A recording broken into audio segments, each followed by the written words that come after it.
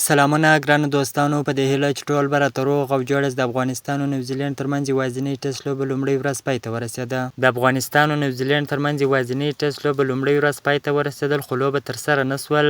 دغه په میدان کې ډېر شدید باران و چې میدان ډېر لوند و، نو ځکه د دواړو لوبډلو ترمنځ لومړۍ ورځ پای ته ورسېدله، خو لوبه نه شوه ترسره. د افغانستان کرکټ ملي لوبډله به سبا د نیوزیلینډ پر وړاندې یوازینۍ ټسټ لوبه دویمه ورځ پیلوي. خدای دې وکړي چې په دغه میدان کې سبا باران نه وي.